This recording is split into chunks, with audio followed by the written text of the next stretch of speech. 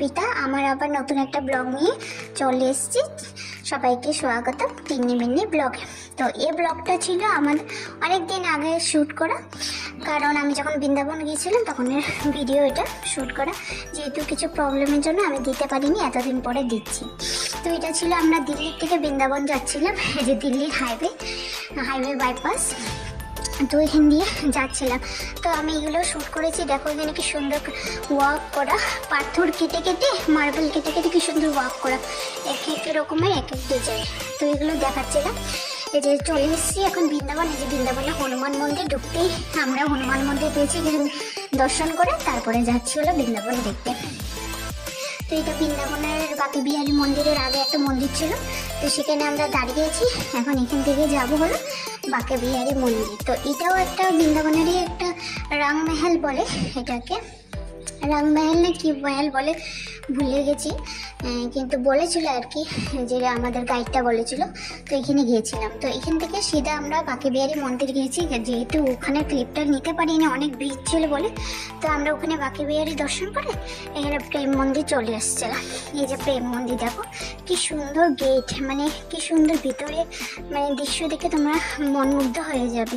আর ভিডিওতে জানি না কতটুকু আসছে কিনা, কিন্তু সামনে থেকে যেই দেখবে সে মানে মুগ্ধ হয়ে মানে তাকিয়ে থাকবে, মানে এত সুন্দর, মানে কথা আসছে না আমার, মানে এত সুন্দর, ভাষায় প্রকাশ করা যায় না এগুলো জায়গাকে আর কি। এত সুন্দর, এত শান্তির জায়গা না বৃন্দাবন। কেউ যদি যাওনি তাদেরকে বলবো নিশ্চয়ই তোমরা যেও বৃন্দাবন, গিয়ে দেখো, ওখানে অনেক শান্তি, অনেক মানে অনেক শান্তি। জানি না কেন ওখানে কি একটা আলাদা শান্তির অনুভব হয়। তো এই যে প্রেম মন্দিরের গেট দিয়ে আমি ঢুকছিলাম আর কি আমরা। তো যেদিন আমরা গেছিলাম সেদিন প্রচুর ভিড় ছিল, মানে এত ভিড় ছিল না মানে বলার বাইরে। যেমন বাকি বিহারী মন্দির এমন বলো, সব জায়গায় ভিড় ছিল।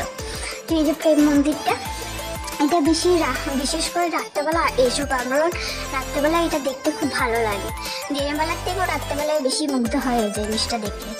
তো এই জন্য আমরাও রাত্রেবেলা চলে এসেছিলাম। এই যে দেখো এখানে ঠাকুরের, কৃষ্ণ ঠাকুরের সব করা।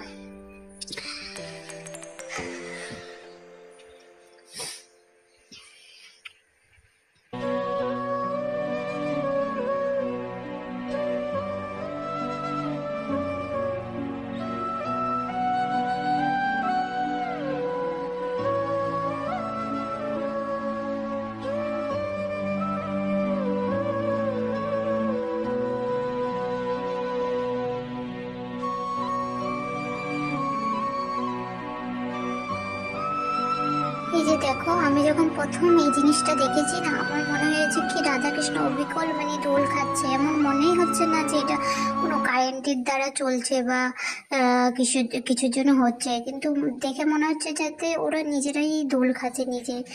তো এই জিনিসটা দেখে না মানে অদ্ভুত একটা মনের ভিতরে কেমন যেন বিচলিত করে, কেমন যেন করে আর কি, কি মানে বলে ভাষা বোঝাতে পারবো না, মানে খুব ভালো লাগে, খুব শান্তি লাগে। তো আজকে ব্লগটা এই পর্যন্ত। সবাই ভালো লাগলে লাইক এন্ড সাবস্ক্রাইব।